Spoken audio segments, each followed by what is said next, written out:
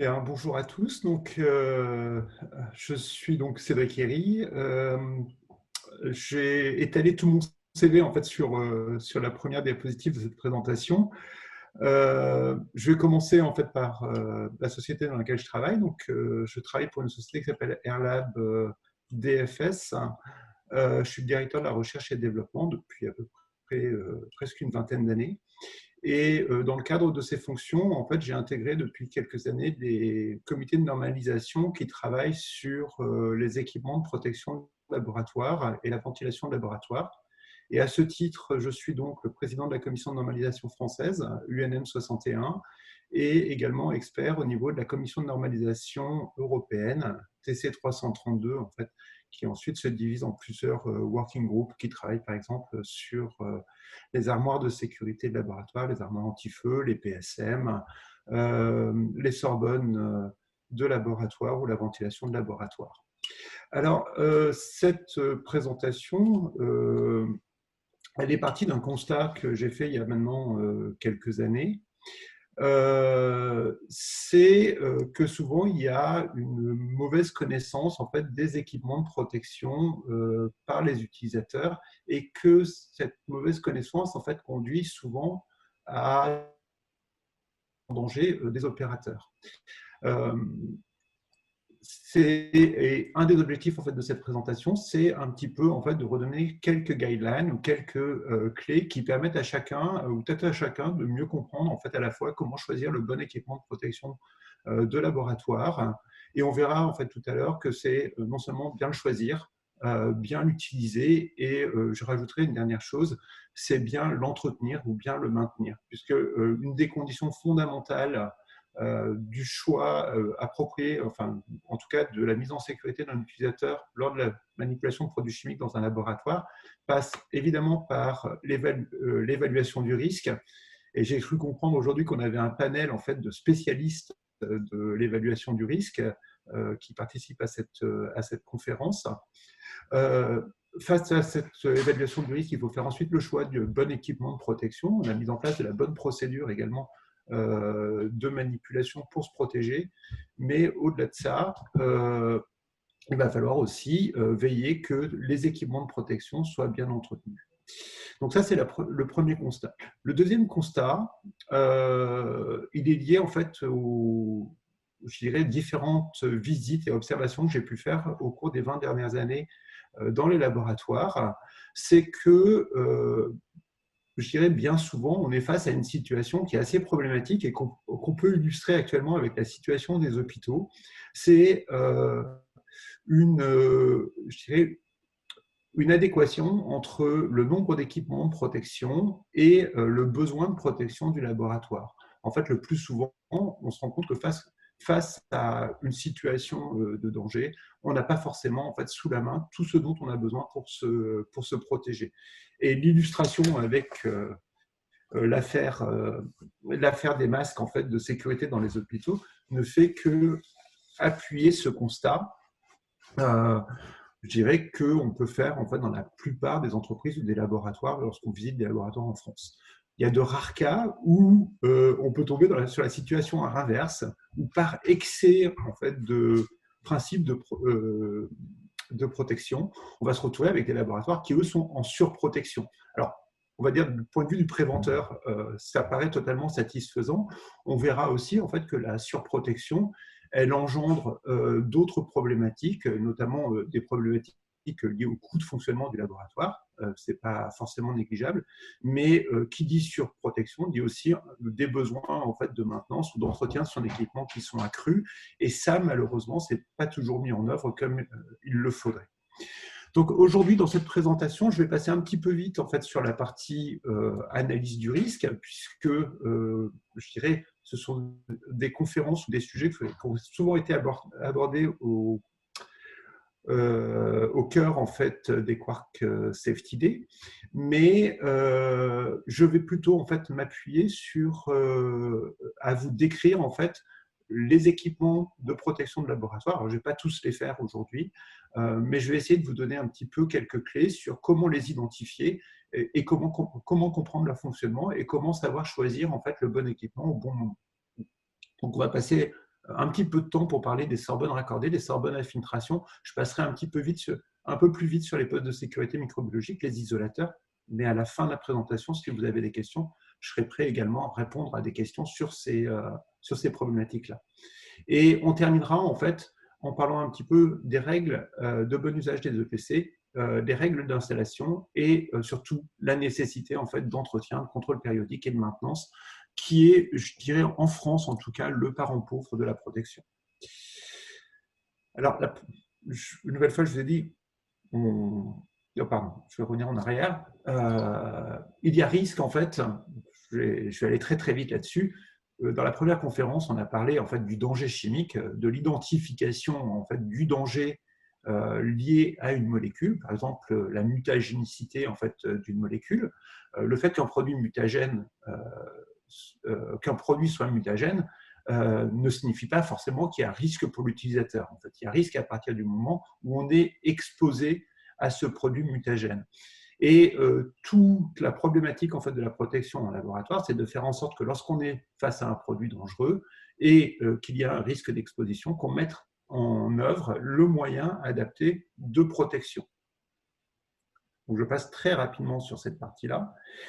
Et donc, bien choisir ensuite son équipement de protection va passer par une bonne connaissance en fait, de ces équipements et de leur fonctionnement. Or, ce n'est pas évident. Et c'est pour ça en fait, que globalement, je fais cette présentation. D'abord, il va falloir se retrouver dans, je dirais, la multiplicité des moyens de protection collectifs en fait, qui sont mis à disposition des utilisateurs de laboratoire. Vous allez entendre parler, par exemple, de Sorbonne raccordées. Ces Sorbonne raccordées, elles peuvent être standards, elles peuvent être low flow, elles peuvent être VAV. Vous voyez déjà que quand je rajoute en fait, ces qualificatifs aux Sorbonne, ça devient tout de suite un sujet un petit peu plus complexe. On a ensuite des Sorbonne d'attaque acide, des Sorbonne à recirculation, des postes de sécurité microbiologique, des boîtes à gants, des isolateurs, et on a également en fait, des points d'aspiration locaux comme les bras articulés qui sont aussi parfois appelés en France des BOA. Lorsqu'on est face à ces équipements, la vraie question, c'est de savoir quel équipement utiliser face à quel type d'exposition. Pour ça, on pourrait penser en fait, qu'on va trouver des réponses dans les normes. Alors déjà, là aussi, il y a une espèce de capharnaüm. Il va falloir comprendre qu'au niveau des normes, on a 3 niveaux. On a d'abord les normes nationales. Pour celles qui nous concernent principalement, on va parler des normes AFNOR. On a ensuite des normes continentales, les normes européennes, et puis on a ensuite, au niveau au-dessus, en fait, des normes ISO. De manière générale, contrairement à ce qu'on pourrait espérer, les normes en matière d'équipement de protection collectif de laboratoire ne sont pas d'application obligatoire. Elles ne sont pas des normes harmonisées.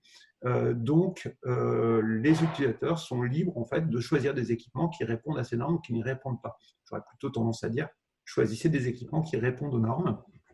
Mais voilà, la norme ici n'est pas la loi.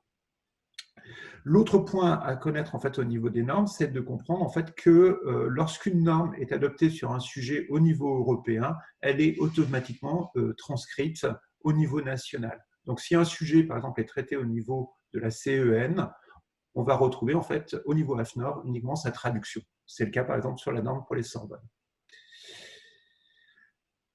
Le rôle et l'organisation des normes, donc j'en ai parlé un petit peu au niveau continental. Ensuite, en fait, ce qu'il faut comprendre, c'est que ce sont malgré tout des documents de référence qui devraient faire en sorte que lorsque vous achetez en fait une Sorbonne, elles définissent un seul et même type de produit sans avoir besoin de rentrer dans le détail. Donc, les normes sont ici en fait pour faciliter les échanges entre entreprises, les organismes et les pouvoirs publics. C'est une base d'échange, c'est un document d'accompagnement et de réglementation. Ça, c'est l'objectif de la norme. Je dirais, je vais être peut-être un petit peu brutal en parlant de ça, alors même que je suis un des experts en fait, de ces commissions normatives. Je dirais qu'aujourd'hui, toutes les normes n'ont pas atteint leurs objectifs en termes de clarification en fait, de l'offre de protection collective dans les laboratoires. Je vais vous donner quelques exemples. On va commencer en fait avec la Sorbonne raccordée. Alors, la Sorbonne raccordée, c'est aujourd'hui, je dirais, le moyen de protection le plus classique en laboratoire. Il s'agit en fait d'un poste de travail ventilé dans lequel on va créer une barrière d'air entre l'utilisateur et la manipulation. La Sorbonne, qu'elle soit raccordée d'ailleurs ou non, elle a déjà un premier objectif, ça va être de protéger contre les projections de produits chimiques. C'est pour ça en fait que, notamment, on va avoir une enceinte autour du produit avec une façade mobile devant, entre l'utilisateur et la manipulation. Cette façade, elle est là pour que s'il y a une explosion ou s'il y a une projection de produits chimiques, en fait, ce produit ne soit pas projeté vers le corps ou la tête de l'utilisateur. Ensuite, donc, il y a l'introduction de cette notion de flux d'air qui va créer une barrière d'air entre le produit et la manipulation. Le rôle de cette barrière d'air, c'est d'éviter l'inhalation de produits chimiques, c'est-à-dire le retour de vapeur de produits chimiques au niveau des voies respiratoires de l'utilisateur. Donc, pour ce faire, pour créer cette barrière d'air, il va falloir aspirer l'air du volume de travail, et dans une Sorbonne raccordée, cet air va être pompé en fait par un conduit et rejeté en toiture. Au niveau donc de la compréhension de ce fonctionnement, quelques petits détails. Déjà, la première chose, c'est une des règles de bon fonctionnement d'une Sorbonne, c'est de faire en sorte que la ventilation soit en aval en fait du conduit de la Sorbonne. Faites bien attention en fait que la ventilation soit pas en amont parce que dans ce cas-là, vous mettez les conduits en pression, et en cas de fuite, l'air qui est extrait de la Sorbonne a de grands risques en fait, de repasser dans les sous-plafonds ou d'être rejeté en fait, dans le bâtiment. Cette norme, ce produit, cette Sorbonne à extraction, donc, elle va être définie dans un certain nombre de normes, notamment une norme européenne qui a été transcrite en norme française, qui est l'EN 14175. Alors, c'est une norme complexe, je vais passer un petit peu de temps dessus. Cette norme EN 14175, elle est aujourd'hui déclinée en, alors je vais vous dire 8 parties, en tout cas il y a une 8e partie qui est en cours de travail, et qui vont vous définir à la fois, qui vont vous donner le vocabulaire sur le produit, les exigences de sécurité, la manière de le tester en test de type, en test de site, et puis ensuite quelques préconisations particulières sur les Sorbonnes d'attaque acide ou les Sorbonnes en fait pour charge thermique élevée ou manipulation d'acide. Ou charge thermique élevée. Pour qu'une Sorbonne fonctionne, l'autre point qu'il faut comprendre, c'est qu'une Sorbonne, en fait, est un dispositif relativement complexe qui nécessite une extraction d'air, c'est une évidence, mais on oublie bien souvent dans la conception des laboratoires que le bon fonctionnement de la Sorbonne dépend aussi, en fait, d'un apport d'air neuf. C'est-à-dire qu'à chaque fois que vous faites fonctionner une Sorbonne, elle va fonctionner avec des débits d'air qui vont être compris en général entre 500-600 mètres cubes par heure et 1500 mètres cubes par heure. Si vous extrayez en fait, de votre laboratoire 500 ou 600 mètres cubes par heure ou plus, il va falloir dans le même temps que vous réintroduisiez ce volume d'air neuf dans le laboratoire. L'absence de renouvellement d'air ou d'apport d'air neuf dans le laboratoire peut compromettre en fait, très fortement le fonctionnement de la Sorbonne. Donc, en général, on préconise de manière à maintenir le laboratoire en légère pression négative, il peut y avoir des exceptions à ça, que l'on réintroduise dans le laboratoire en fait 90% de l'air extrait par la Sorbonne. Donc ça, c'est le cadre d'une utilisation idéale de la Sorbonne. Cet air qu'on réintroduit, évidemment, il va falloir le refroidir, le chauffer, l'humidifier ou le déshumidifier en fonction des activités du laboratoire. Ce fonctionnement, comme je vous le disais, normalement dans les grandes structures ou les grands laboratoires est à peu près respecté, mais malheureusement, au cours du temps, lorsqu'on fait des réaménagements de laboratoire ou lorsqu'on fait évoluer son laboratoire, ce fonctionnement idéal de la Sorbonne est souvent oublié, et en modifiant en fait son système de ventilation, on arrive parfois à déséquilibrer les équilibres de circulation d'air et donc, par là même, en fait, compromettre la sécurité de l'utilisateur. Je vous parlais des normes. Donc, je vous disais que la norme EN 1475 était une norme complexe. C'est une norme qui est déclinée aujourd'hui en 7 parties publiées, une 8e partie qui est en cours de travail. La partie 1 donne le vocabulaire, un petit peu ce que je vous présentais au-dessus, hein, en parlant de la façade. Je ne vais pas parler des plénums, mais elle définit ce qu'est un plénum, elle définit ce qu'est un clapet anti-retour. Je dirais d'un point de vue sécurité, ce n'est pas forcément la partie qui a le plus d'intérêt. La partie 2 nous donne en fait les exigences de sécurité de performance. C'est une partie qui, en termes de contenu, ne tient pas ses promesses. En fait, elle va vous dire que la Sorbonne doit être équipée d'alarmes sonores et visuelles en cas de défaut de flux d'air, mais elle ne définit pas, par exemple, ce qu'est un flux d'air nécessaire à la protection de l'utilisateur. On a ensuite deux parties, la partie 3 et la partie 4, qui parlent des méthodes d'essai de type et méthodes d'essai sur site. Donc, les méthodes d'essai de type, en fait, c'est ce que le fabricant doit appliquer pour que sa Sorbonne soit conforme à l'EN 1475. Et la partie 4, c'est la méthode qui permet en fait de tester une Sorbonne sur site. On a ensuite une spécification technique sur l'installation et la maintenance des Sorbonnes. C'est la partie 5. La partie 6 qui nous parle en fait des Sorbonnes à débit d'air variable et la partie 7 des Sorbonnes pour charge thermique et acide élevé. Alors, quelques petites choses intéressantes. La partie 6 a été introduite en fait pour présenter ce qu'on appelle les Sorbonnes à débit d'air variable. À l'origine, en fait, les Sorbonnes qui étaient installées dans nos laboratoires il y a une quarantaine d'années étaient connectées à un ventilateur qui tournait toujours à son régime maximum. Je vous parlais tout à l'heure de, on va dire une moyenne de 1000 m3 par heure.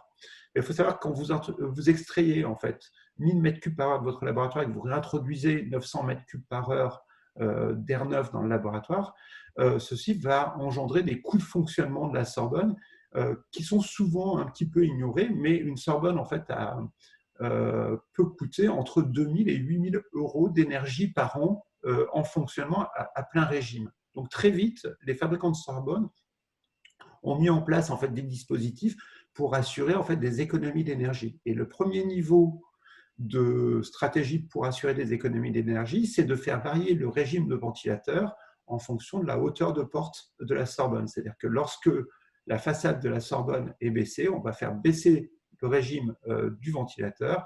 Donc, on va extraire moins d'air de la Sorbonne et en extrayant moins d'air de la Sorbonne, on consomme moins d'énergie. Ceci nécessite quand même un système de régulation un peu complexe puisque quand on ajuste le volume du ventilateur d'extraction, il faut aussi ajuster le ventilateur d'apport d'air neuf en fait, dans le laboratoire. Les Sorbonnes, donc à charge thermique, pour charge thermique et acide élevé, elles prennent en compte en fait que le confinement nécessaire lorsqu'on a un chauffage de produits chimiques à l'intérieur de la Sorbonne, en fait, nécessite des composantes en termes de confinement qui sont différentes. La norme européenne est assez précise dans sa description des tests et des exigences de tests sur les Sorbonnes. Par contre, elle n'est pas très précise en termes d'exigences de sécurité. En fait, c'est le meilleur compromis ou le moins mauvais compromis en fait, pour parler des Sorbonnes, c'est un texte européen. Ce que dit la norme européenne, elle dit qu'il reviendra ensuite en fait, aux pays membres de la Commission européenne de déterminer eux-mêmes leur propre seuil de sécurité pour les Sorbonnes. C'est ce qu'a fait en fait la France avec un texte complémentaire qui est la NFX 15-206, publié ou revu en 2010, qui, elle, fixe des seuils pour l'essai de confinement. Alors, je vais vous expliquer rapidement ce qu'est un essai de confinement et je vais essayer de faire ça de manière relativement pédagogique. Je vais passer, c'est ici. Tout à l'heure, je vous disais, en fait, une Sorbonne, une des fonctions de la Sorbonne, c'est de protéger contre l'inhalation de produits chimiques. Malheureusement, contrairement en fait, à beaucoup d'idées reçues, la barrière d'air n'assure pas une exposition zéro au risque chimique. En fait, elle assure un taux d'abattement entre la concentration qui est émise à l'intérieur de l'enceinte et ce qui potentiellement peut arriver au niveau des voies respiratoires de l'utilisateur. C'est vrai sur une Sorbonne raccordée, c'est vrai sur une Sorbonne à recirculation, c'est vrai également en fait, sur un poste de sécurité microbiologique. Pour comprendre en fait, ce pourcentage, pour accéder à ce pourcentage d'abattement de la Sorbonne, on va réaliser ce qu'on appelle un test de confinement. Ce test de confinement consiste à émettre un traceur à l'intérieur de la Sorbonne à une concentration connue, et on va aller vérifier par différentes méthodes la quantité de ce traceur qui va revenir ou ressortir par la façade. Ce que prévoit la norme EN 1475, en fait, c'est plusieurs types de tests de confinement. Elle prévoit un test de confinement qu'on appelle dans le plan interne, c'est celui qu'on voit sur la diapositive qui est juste devant vous. Je ne sais pas si vous voyez ma souris, en fait, si vous voyez le pointeur de ma souris dans le partage d'écran. Bon, alors, à l'intérieur de la Sorbonne, vous voyez en fait un petit éjecteur qui va émettre le gaz traceur. Là, ici, on est à l'intérieur en fait, de la Sorbonne. Juste devant, ce que vous avez ici, c'est une grille de prélèvement en fait, qui va prélever l'air dans le plan d'ouverture de la Sorbonne, et cette grille de prélèvement va être connectée à un détecteur, par exemple un détecteur infrarouge transformé de Fourier. Donc le but ici, c'est de voir sur la quantité de gaz traceur qui est émis à peu près à une quinzaine de centimètres à l'intérieur de la Sorbonne, c'est de regarder ce qui ressort par la façade. Ça, c'est ce qu'on appelle le test de confinement dans le plan interne. Il y a un deuxième test de confinement qui est prévu en fait, dans le plan externe, c'est-à-dire qu'on place un éjecteur à l'intérieur de la Sorbonne, mais la grille de prélèvement n'est plus placée en fait, dans le plan de la Sorbonne, elle est placée à quelques centimètres en avant de la façade. C'est censé représenter un petit peu plus ce qui revient au niveau des voies respiratoires de l'utilisateur. Il y a un troisième test de confinement qui est pratiqué dans la norme européenne, c'est ce qu'on appelle le test de robustesse, où on fait le test de confinement dans le plan externe et en même temps, on va faire bouger une plaque qui est censée représenter en fait, le mouvement d'un utilisateur qui passe devant la Sorbonne pendant la manipulation, et on va regarder en fait, ce que le mouvement de cette plaque engendre sur la performance de confinement de l'appareil.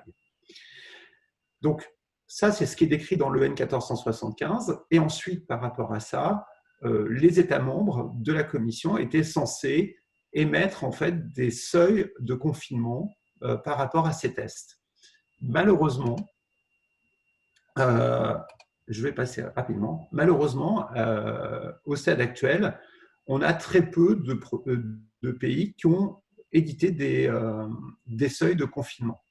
Là, d'abord la France. Sur la NFX 15206, vous avez donc le seuil de confinement français qui a été publié, qui lui nous dit que lorsqu'on pratique le test de confinement dans le plan interne, au niveau de la grille de prélèvement, on ne doit pas retrouver plus de 0,1 ppm du gaz traceur. L'Allemagne a également publié en fait des valeurs, mais par contre pas exactement sur le même test de confinement. Elle l'a publié en fait sur le test de confinement dans le plan externe. Et elle nous dit, lorsque je fais la mesure au niveau de la grille externe, je ne dois pas retrouver plus de 0,65 ppm de SF6, que ce soit sur le confinement dans le plan externe ou lors du test de confinement, de robustesse de confinement. On a une autre référence qui n'est pas une norme, qui est juste une recommandation aux Pays-Bas, qui, avec le même test de confinement dans le plan externe, nous dit qu'une Sorbonne ne doit pas rejeter plus de 0,02 ppm de SF6, et en même temps que le facteur de confinement doit être de 2000. Alors, supérieur à 2000. Le facteur de confinement, c'est un concept un petit peu où, lorsqu'on émet en fait, le SF6, on va regarder le taux d'abattement de la Sorbonne par rapport à ce SF6. Donc, un facteur de confinement supérieur à 2000, ça signifie que si vous émettiez, par exemple, 2000 ppm d'un produit chimique à l'intérieur de l'enceinte, vous ne devriez pas retrouver plus de 1 ppm au niveau de la grille externe. Et les Pays-Bas appliquent également cette règle au niveau du test de confinement ou de robustesse de confinement avec un facteur de confinement supérieur à 100. Il y a ensuite une dernière valeur. La Suède n'a pas mis de valeur en fait sur les tests de confinement. Elle s'est contentée en fait de fixer un seuil de vitesse en façade sur les Sorbonnes. Alors là aussi, c'est quelque chose en fait qui est souvent pas très clair pour les utilisateurs. C'est est-ce que confinement, est-ce qu'on doit se référer à un seuil de vitesse? Il faut savoir que les deux paramètres en général sont liés sur une Sorbonne donnée. Donc logiquement, pour atteindre une valeur de confinement, par exemple un facteur de confinement en fait, de 2000, ça doit correspondre pour une Sorbonne donnée à un minimum de vitesse en façade donnée. Mais souvent, malheureusement, ces valeurs ne sont pas toujours communiquées par les fabricants. Alors, les autres Sorbonnes qu'on va retrouver dans le laboratoire, je vous ai parlé des Sorbonnes VAV tout à l'heure, et puis les Sorbonnes d'attaque acide, ou à charge thermique élevée. Elles vont répondre exactement au même test de confinement, mais par exemple, une Sorbonne VAV, lorsqu'on fait le test de confinement, on va aussi vérifier, comme le confinement varie en fonction, ou comme la vitesse de ventilateur varie en fonction de la hauteur de façade de la façade, on va regarder la réactivité du ventilateur et on va regarder s'il n'y a pas des ruptures de confinement au moment du mouvement de la façade. Et puis, pour les Sorbonnes d'attaque acide, le test de confinement va être fait avec l'ajout d'une charge thermique à l'intérieur de la Sorbonne pour vérifier notamment l'effet d'une convection thermique sur le confinement de la Sorbonne. Il y a un 8e texte, je vous disais, qui est en préparation actuellement. Donc, ça sera la partie 8, probablement, je dirais, probablement publiée en 2021, qui, elle, concernera en fait les Sorbonnes pour radionucléides. Le deuxième type de Sorbonne d'équipement de protection collective combattatoire, ce sont les Sorbonnes à recirculation. Alors, en termes d'objectif d'une Sorbonne à recirculation, je dirais que on a le même objectif. Elle est là pour protéger en fait contre les projections de produits chimiques et elle est là également pour protéger contre l'inhalation de produits chimiques. Simplement, les moyens qui vont être utilisés pour assurer cette protection vont être différents. On a toujours la notion de barrière d'air en façade, avec soit une guillotine, c'est-à-dire une façade mobile, ou des façades fixes, en fait, comme celle qui est représentée sur la diapositive ici. Mais à la différence d'une Sorbonne du volume pour créer cette barrière d'air, ne va pas être du bâtiment, il va être filtré, passer sur des filtres et recyclé à l'intérieur du laboratoire. Et j'ai un collègue allemand qui avait l'habitude de dire, en fait, une Sorbonne à recirculation, c'est une Sorbonne en fait, qui doit garantir deux niveaux de confinement. Le confinement de la façade et le niveau de confinement des filtres, en fait, le niveau d'abattement des filtres. Donc ici, la sécurité, elle dépend du facteur de confinement et de l'efficacité des filtres. Deuxième point important, sur les Sorbonnes à recirculation, on va trouver deux familles de filtres principaux. Les filtres pour les particules et les filtres pour les gaz et vapeurs. Sachant que la plupart aujourd'hui des Sorbonnes à recirculation du marché peuvent être équipées en fait, de la combinaison des deux. L'avantage de ces produits par rapport à ceux dont on parlait tout à l'heure, c'est qu'en termes d'installation, ils ne dépendent pas en fait, du réseau aéraulique du bâtiment. C'est-à-dire qu'ils peuvent être posés au sein du laboratoire sans être dépendants en fait, d'un apport d'air neuf. Je précise cependant que l'installation d'une Sorbonne à recirculation ne dispense pas en fait, d'une bonne ventilation du laboratoire. Donc, le principe ici, c'est bien de créer une barrière d'air entre l'utilisateur et la manipulation. Je vous ai dit qu'on pouvait avoir deux types de façades. Ici, on a une représentation d'une Sorbonne à recirculation avec une façade à guillotine, donc semblable à celle qu'on trouve sur les Sorbonnes à extraction. Mais la différence ici, c'est que l'air n'est pas extrait du bâtiment. On voit qu'ici, il passe sur une colonne de filtration et est recyclé en fait dans le laboratoire. Donc, bien évidemment, une Sorbonne à recirculation doit offrir les mêmes performance de confinement qu'une Sorbonne classique au niveau de sa façade, mais elle doit aussi offrir des garanties au niveau de la performance de son système de filtration.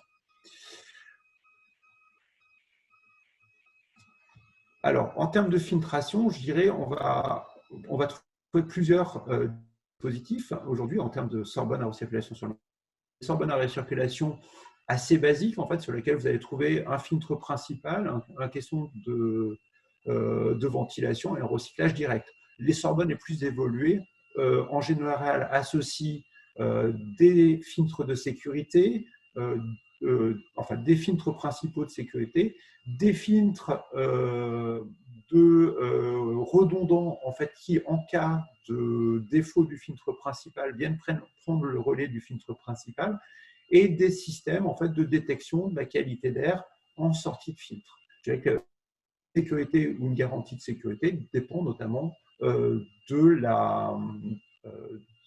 la disponibilité de ce genre de dispositif. Donc, comme je disais tout à l'heure, ce genre de dispositif ne dispense pas de la nécessité de ventiler le laboratoire, mais par contre, ce sont des dispositifs qui sont indépendants de cette ventilation, c'est-à-dire que l'ajout ou le retrait d'une Sorbonne à recirculation vue dans le laboratoire ne compromet pas la ventilation générale. Alors, les Sorbonnes à recirculation, elles sont définies dans plusieurs normes. Il y a une norme française assez complète qui a été, dans sa première version, publiée en 1996, qui a été revue en 2009 et qui, pour l'instant, est toujours valable dans l'attente en fait, de la publication d'une norme européenne. Il y a également en fait, une norme anglaise qui est exactement dans la même situation que la norme française. Une norme chinoise, alors c'est une petite fierté, c'est que la norme chinoise, en fait, c'est très fortement inspiré de la norme française. Et elle l'a un petit peu complétée, d'ailleurs, avec des exigences de sécurité complémentaires. Il y a également une recommandation américaine sur ce sujet-là. Il y a une norme australienne et donc une norme en préparation au niveau européen qui va reprendre globalement les exigences de la norme française et de la norme anglaise combinées. Au niveau des performances donc, en façade, le test de confinement qui est appliqué sur les Sorbonnes à recirculation en France est le même que celui qui est appliqué au niveau des Sorbonnes à extraction. C'est le test de confinement dans le plan interne. Et le texte de référence en termes de valeur de confinement est le même que celui appliqué aux Sorbonnes à extraction. C'est-à-dire qu'on ne doit pas retrouver plus de 0,1 ppm de SF6 dans le plan interne de la Sorbonne. Et dans la NFX 15211, on ajoute un deuxième critère de performance, c'est-à-dire que la vitesse d'air en façade associée à ce confinement doit être supérieure à 0,4 mètres par seconde lorsqu'il s'agit d'une façade à guillotine, et elle doit être comprise entre 0,4 et 0,6 mètres par seconde pour les façades fixes. Le deuxième test qui est systématiquement appliqué au Sorbonne à recirculation, ce sont forcément des tests de filtration. Donc là, la norme NFX 15211 est très précise et très complète au niveau de la définition des tests de filtration, et notamment, elle définit qu'une Sorbonne à recirculation doit être testée avec en test de type avec 3 produits de référence que sont l'isopropanol, le cyclohexane et l'acide chlorhydrique. Le principe, en fait, c'est d'émettre ces produits de test à l'intérieur de l'enceinte, en général par un dispositif d'évaporation en goutte à goutte, à des concentrations qui sont de l'ordre de 200 ou 50 ppm. Et pendant tout le temps du test, on va aller vérifier dans 2 zones, au-dessus du ventilateur et en façade de l'appareil, qu'il n'y a pas de rejet en fait, de ces produits chimiques. Avec un seuil de référence, c'est que pendant le test, on ne doit pas retrouver plus de 1% de la valeur limite d'exposition de ces produits. Donc 1% de la valeur d'exposition de ces produits, par exemple, la valeur limite d'exposition professionnelle en fait, de l'acide chlorhydrique étant de 5 ppm, on ne doit pas retrouver plus de la valeur limite d'exposition professionnelle de ce produit pendant le test. Si je reviens tout à l'heure à la notion de confinement, ça fait que pendant le test, on demande à la Sorbonne à recirculation d'abattre d'un facteur au minimum d'un facteur 1000 la concentration qui est émise à l'intérieur de l'enceinte. Au niveau de la filtration des particules, on On va demander à l'ETRAF, en fait, à la Sorbonne à recirculation, d'être équipé au minimum d'un filtre H14. Ces filtres H14, lorsqu'ils sont présents, ils assurent, selon le test en fait, de l'EN 1822, une performance de filtration globale au moins égale à 99,995%. Et là encore, si je transforme ça en facteur de confinement ou facteur d'abattement du filtre par rapport à ce qui est manipulé à l'intérieur de l'enceinte, on va retrouver des abattements qui sont supérieurs à 20 000 pour les filtres H14. On trouve même sur le marché des produits qui sont équipés de filtres U17. Et là, on va retrouver des facteurs de confinement qui sont de l'ordre de 2 millions, c'est-à-dire un abattement d'un facteur 2 millions entre la concentration de particules qui est dans l'enceinte et ce qui ressort en fait des filtres. La conformité, elle doit être attestée. Alors, ça, c'est vrai pour les Sorbonne à recirculation et les Sorbonne à extraction. Je vous engage, en fait, lorsque vous installez une Sorbonne, à demander à votre fabricant de vous fournir les certificats de test et les certificats de conformité. Vous retrouverez, en fait, ces valeurs de test, les valeurs de confinement, les valeurs de performance de filtration, conformément aux normes. Une particularité pour les Sorbonne à recirculation, le fabricant doit aussi vous fournir la liste des produits chimiques retenus par les filtres. Je dirais d'une manière en complément en fait, de cette exigence, vous devez aussi, avec le fabricant, établir, avant de choisir votre Sorbonne à extraction ou votre Sorbonne à recirculation, si elle est bien adaptée à votre besoin et à votre exposition, ou à la limitation de votre exposition aux agents chimiques. Alors, comme je disais, je ne vais pas forcément développer tous les équipements de protection collective. Mais la démarche en fait, de compréhension du fonctionnement de l'équipement de protection, elle est vraie aussi pour les boîtes à gants ou les isolateurs. Très clairement, en termes de confinement, on a un confinement beaucoup plus important avec une boîte à gants ou un isolateur, mais on a aussi des contraintes d'utilisation qui sont plus élevées. Les bras articulés, alors de manière générale, on considère que le bras articulé aspirant n'est pas un moyen de protection. Par contre, on ne peut pas non plus ignorer qu'il est installé et qu'il est disponible dans les laboratoires. Mais faites bien attention lorsque vous l'utilisez, qu'il soit bien adapté, bien positionné par rapport à votre manipulation. Et les postes de sécurité microbiologique, qui sont un petit peu la star du moment avec la crise du Covid. Ces postes de sécurité microbiologique sont définis dans une norme européenne qui est l'EN 12469. Vous allez retrouver dans cette norme également une expression en fait, de la notion de confinement. Ce confinement particulier défini dans l'EN 12469 est un petit peu différent. On émet en fait notamment de l'iodure de potassium et on va regarder si cette iodure de potassium particulière en fait ressort par la façade du produit. Au niveau de l'installation des Sorbonnes, il ne faut surtout pas négliger en fait, la bonne installation. Alors, il y a quelques données qui sont, quelques informations utiles qui sont données dans la Technical Specification EN 14175 partie 5. Par exemple, on va vous dire qu'il ne faut pas mettre deux équipements de protection ventilés dos à dos à une distance de moins de 3 mètres. Évidemment, si vous mettez deux appareils aspirants dos à dos, à un certain moment, en fait, ils vont se perturber l'un l'autre. Il faut faire attention à la position vis-à-vis des fenêtres et des portes. Donc, il faut au moins une distance de 1 mètre entre la façade de l'appareil et une porte, par exemple.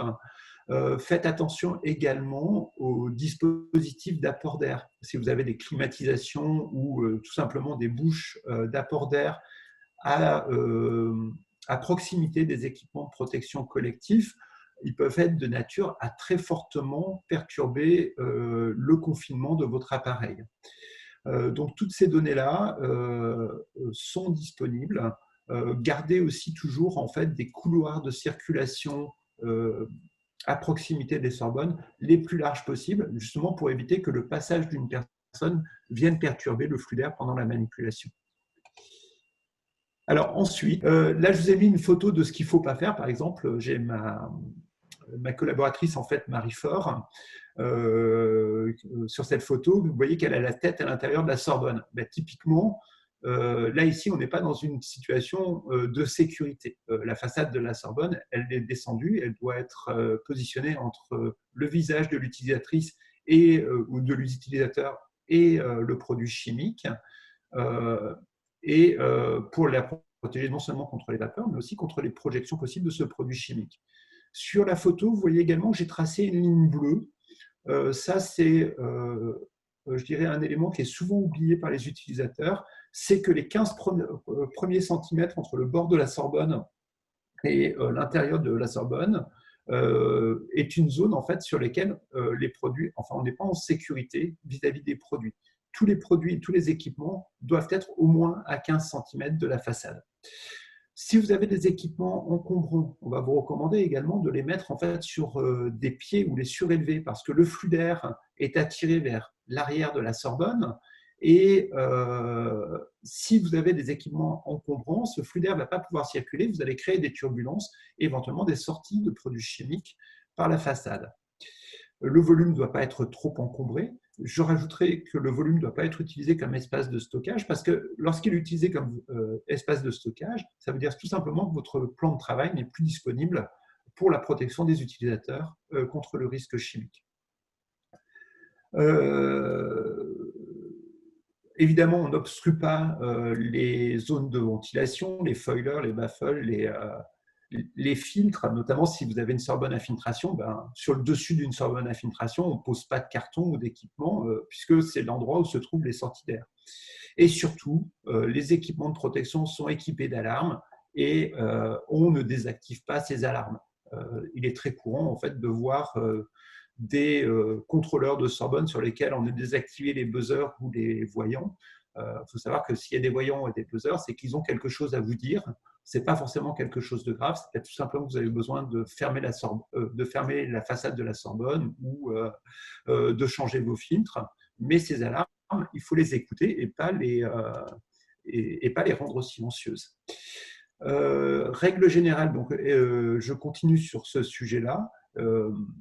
Bien vérifier évidemment l'usage et la compatibilité des produits manipulés avec l'équipement de protection collectif. A priori, quand je commence une manipulation, si je n'ai pas fait d'analyse du risque, je ne peux pas conclure immédiatement pour savoir si une Sorbonne raccordée est adaptée, si une Sorbonne à recirculation est adaptée ou une boîte à gants. Ça peut être tout l'un, tout l'autre. Éviter de faire cohabiter chaleur et solvant inflammable. Couvrir autant que possible les récipients. J'insiste là-dessus, ça paraît une évidence, mais les produits chimiques qu'on manipule dans nos Sorbonnes, alors s'il y a des filtres et que je laisse évaporer, au pire, ils vont contribuer à la saturation des filtres, mais s'il n'y a pas de filtre, on les envoie directement dans l'atmosphère. C'est vrai que sur les Sorbonnes raccordées, c'est 99% des cas. Ça viendrait à l'idée de personne en fait, de prendre son produit chimique et de le verser directement dans l'évier. Pour les Sorbonnes, c'est exactement la même chose. En fait. C'est lorsque vous laissez évaporer en fait, un produit chimique sans contrôle, ce produit chimique va se retrouver en fait, dans l'environnement, dans les conduits. Donc, dans la mesure du possible, en fait, on couvre à la source, on limite les évaporations et les émissions à la source. L'équipement de protection n'est là qu'en surcouche de protection par rapport au geste initial. On n'utilise pas, je l'ai déjà dit, les Sorbonnes comme espace de stockage, c'est très très courant. On ne démonte pas, on ne customise pas les équipements de protection collective, ils répondent à des normes. La moindre modification serait de nature à entraver en fait, leur bon fonctionnement. On garde des marquages de sécurité visibles et on inspecte régulièrement le fonctionnement en fait, de la Sorbonne. Alors, le fonctionnement de la ventilation, mais aussi le fonctionnement de la guillotine. Il faut savoir qu'une guillotine défectueuse, ça peut être une guillotine dangereuse. Hein. Une guillotine, ce que j'appelle guillotine, c'est la façade devant la Sorbonne. Une guillotine qui tombe sur les mains d'un utilisateur, ça peut être largement aussi grave qu'une exposition à des produits chimiques. Ensuite, ce qu'on oublie souvent, c'est qu'un équipement de protection, donc effectivement, il faut le contrôler après son installation. Ça, la plupart du temps, c'est fait. Mais tout au cours de sa vie, il va nécessiter des vérifications. Alors, la loi nous dit que pour les équipements de protection collective, ils doivent être contrôlés périodiquement. Cette périodicité, je dirais, elle peut être tous les 6 mois, tous les 1 an. Je ne pense pas qu'elle puisse être moins que ça. Et puis, moi, je vous engage aussi à choisir des équipements qui ont du contrôle en fait en temps réel. Aujourd'hui, on peut avoir des Sorbonnes avec des contrôles de flux d'air, avec des contrôles de pression, avec des alarmes d'ouverture de porte. Il ne faut surtout pas faire l'économie de ce genre de dispositif. Et sur les Sorbonnes donc raccordées, on va les tester au moins une fois par an selon le N14175-4. Et en France, on va vous demander en fait de faire le test de confinement dans le plan interne, vitesse d'air et éclairement au minimum. Je vous engagerai également à faire en fait, la vérification des clapets anti-retour s'il y en a sur vos Sorbonnes. Il faut savoir qu'un clapet anti-retour, en général, il a été installé pour éviter, en fait, en cas de coup de vent, que vous ayez en fait, le vent qui s'engouffre dans vos bouches d'aération et qui crée des retours d'air dans la Sorbonne. Ça, c'est une des premières utilisations. Deuxième utilisation possible des clapets anti-retour, c'est quand vous avez plusieurs Sorbonnes connectées à un même conduit, c'est d'éviter qu'une Sorbonne A rejette dans une Sorbonne B. Si votre clapet anti-retour est bloqué, vous n'êtes plus protégé contre ces phénomènes-là. Donc, c'est important de les vérifier régulièrement. La propreté des vitres, parce que l'acceptation d'une Sorbonne passe aussi par son ergonomie, par sa facilité à travailler avec. Et une Sorbonne mal entretenue, les utilisateurs vont hésiter en fait, à l'utiliser, vont rechigner à l'utiliser et donc vont se mettre en danger. Voilà. Et pour les Sorbonnes à recirculation, il est évident que du fait du fonctionnement des filtres, il va falloir aussi régulièrement vérifier le fonctionnement des filtres. Donc ça va se faire en permanence, par exemple avec des détecteurs de pollution embarqués. Mais au-delà de ça, aussi périodiquement, faites venir un technicien ou utilisez les services de maintenance de votre entreprise pour vérifier la performance des filtres vis-à-vis des vapeurs ou vis-à-vis des particules. Il y a des protocoles qui existent pour ça, et donc c'est à faire régulièrement. Et quoi qu'il se passe, le filtre, c'est un organe de sécurité, un peu comme la courroie de distribution ou les plaquettes de frein plutôt de votre voiture. Et quoi qu'il en soit, au bout d'un certain temps, les filtres doivent être changés. Et ça, il faut le budgétiser et l'anticiper. Voilà. Alors, je suis passé vite sur pas mal de notions. Hein. Je voulais quand même vous donner un panorama global. Ce que je voudrais surtout résumer en fait, par cette approche, c'est que dans un des dispositifs de protection contre une exposition à du risque chimique en laboratoire, il y a un certain nombre d'étapes obligatoires. La première, j'en ai pas parlé parce que je suis parti du principe que on la connaissait tous, mais c'est l'analyse du risque pour déterminer notamment la dangerosité du produit et surtout par l'exposition, les concentrations potentielles auxquelles je vais être exposé. Une fois que je connais ces concentrations potentielles, il va falloir déterminer l'équipement de protection le plus adapté pour m'assurer en fait la protection la plus faible à ce risque chimique. Donc pour ça, on a une palette, en fait, on a une boîte à outils avec des Sorbonnes à recirculation, des Sorbonnes à extraction, des bras articulés, des PSM. Ben, sachez choisir en fait le bon en connaissance en fait de son fonctionnement. Il faut ensuite surtout respecter les bonnes pratiques d'utilisation de ces équipements. J'insiste sur la nécessité de former les utilisateurs, de leur expliquer ce que sont les équipements de protection, comment ils fonctionnent, parce que c'est par la compréhension en fait, qu'on peut garantir que les gens ne font pas de bêtises. Assurer également le monitoring permanent et régulier en fait, des performances hein, et procéder à des essais de réception de routine de ces équipements. Je vous remercie en fait de votre attention. Je voudrais remercier également Quarks de m'avoir invité à faire cette présentation dans un contexte difficile. Ils ont su s'adapter et transformer en fait l'événement de Orsay en webinar. Voilà, c'est une très très belle initiative. Merci à tous et j'espère en tout cas que je vous aurai apporté un petit peu d'informations sur le sujet qui, en tout cas, moi, me passionne.